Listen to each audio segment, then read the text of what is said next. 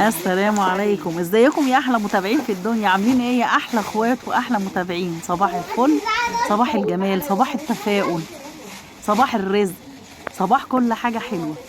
فتحنا على الفسيخ اللي احنا عملناه بعد 10 ايام، لا مش 10 ايام، بعد 10 ايام حلو وما تلمناش ولا اتجمعنا، عشان التجميعة الحلوة والاكلة الحلوة ما تحلاش الا باللمة. بصوا الجمال، وانا بعرفش اكل حاجة لوحدي من غير ولادي حبايبي، ربنا يحميهم ويخليهم لي يا رب، ويبارك في اللمة ويبارك في الذرية الصالحة.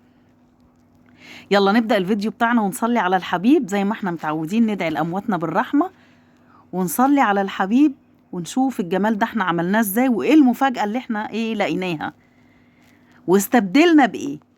يلا صلوا على الحبيب، قلبك يطيب، صلي على الرسول الهم يزول.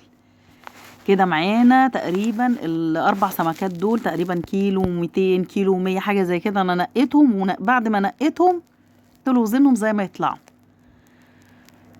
جبتهم وقلت اعمل ايه. كنت جايباهم بصراحه عشان اعملهم مشوي، في الاخر قلت لا والله لا هعملهم مخلل. بصوا الحركه دي بقى، اوام اوام رحت بعتب جايبه الفلفل الملح اللي هو الرشيد اللي هو الجرش ده، قلت والله لا اخلله. بصوا لازم تعملي حركة المساج دي، الحركة دي بتخليه يفصل اللحم عن الجلد وبيخلي لحمه مزبد. الحركة دي جميلة بصراحة، والخطوة دي ركزوا فيها يا حبايبي، ركزوا في خطوة المساج دي، ان انت تفصلي اللحم عن الجلد، ان انت بتعملي له مساج وتتكي عليه لحد ما تحسي ان هو يعني بقى فيه ليونة في السمكة. يلا على الحوض نغسله. هتغسليه يا زوزو؟ ايوه هغسله. لا ده يتخلل من غير غسيل، لا لا لا لا لا, لا. اي حاجة هتعمليها في بيتك نظيفة لازم تكوني متأكدة من نظافتها. بغسلها من اي زفلطة، اي شوائب، قشر، اي حاجة. والسمكية اللي هي تحسي انها كويسة ومش طرية ولا الكلام ده كله، تحسيه تعرفيها من النغشيش، نغشوشها احمر زي الفل. شطفتها وخليتها زي الفل مرة واتنين وتلاتة. بعد كده بقى تعالي بقى مناديل الفوط، تحدث ولا حرج، خد كوم مناديل. ابدأي نشفي كده، ما تخليش فيه ولا نقطة مية. طبعا احنا عايزينه ناشف، مش عايزين مية. غسلناه عشان نتأكد من نبقى ضامنين من نظافة الحاجة اللي احنا عاملينها، وبعد كده ننشفه. نشفيه بقى تنشيفة حلو، ما تخليش فيه ولا نقطة مية. وبصوا يا حبايبي انا بحط فيه ايه، مناديل ورق. نجيب بقى الشفشق بتاع العصير الكبير بتاعنا دوت، احشي بقى المغشوش كله، اتفسي فيه كده مناديل الورق كتير. عشان ايه؟ بصوا الحركة ديت مهمة جدا، زي ما عملنا له مساج. تفتحي السمكاية، بصوا السمكة ديت يا حبايبي سمك بوري، اللي هو اللي بوزها مبطط مش بوز رفيع. بوز رفيع دي اسمها دبارة، بتبقى النتاية بتاعت السمك البوري، ماشي. انما دوت مش النتاية، لا اللي هو السمكة النتاية اللي هي اسمها دبارة بوز رفيع، دي ما بتصلحش خالص للتخليل. كده زي ما انتوا شايفين، بصوا الشفشق منور ازاي. سيبيها من بالليل للصبح، من الصبح بالليل. انا سبته حوالي 3 4 ساعات، عملت بعد صلاة العشاء ورحت سايباه ايه لصلاة الفجر، وقمت ايه قلت لا انا اطلعه بقى كده خلاص. الحركة دي ازاي يا حبايبي بتعملي فيها ايه؟ بتعمليها ليه؟ اما بتقلبي السمكية كل السوائل اللي في السمكة بتنزل في الراس بتاعتها. بصوا بصوا المناديل كلها نشفت، وبرده مازال في سوائل بنشفها برده.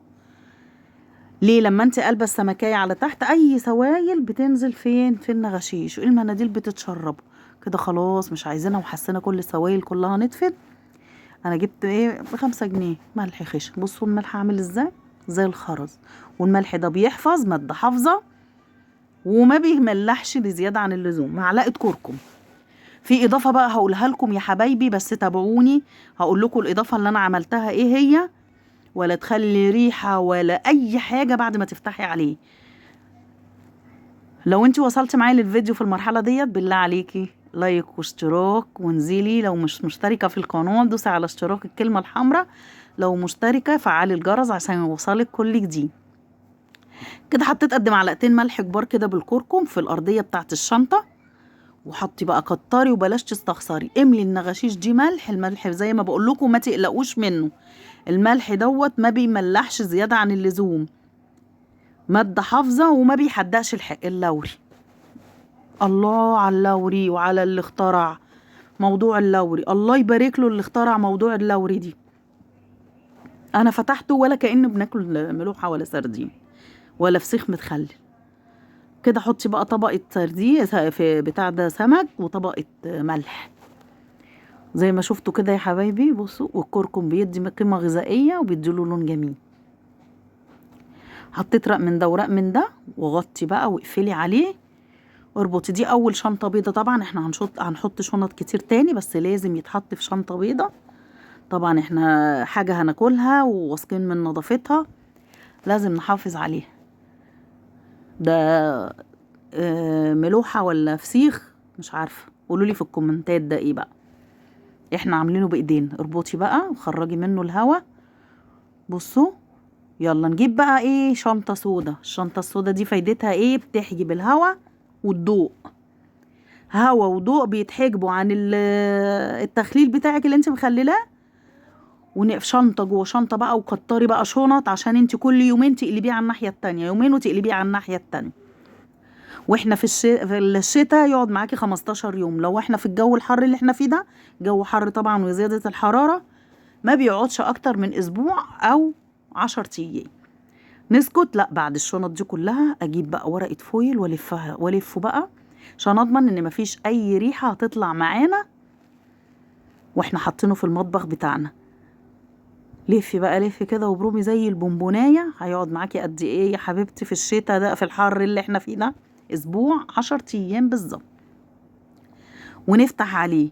حطيته في حله ورفعته فوق على البوتاجاز 10 ايام، وبعد كده ولادي مجوش سبته شهر، وهوريكم بعد ما سبته الشهر حصل ايه، وارجع لكم تاني والذين يبيتون لربهم سجدا لو عجبك الفيديو ما تنسونيش بدعوة حلوة، لايك وشير سبسكرايب لتيتا زوزو، وانتظروني في الفيديو الجديد.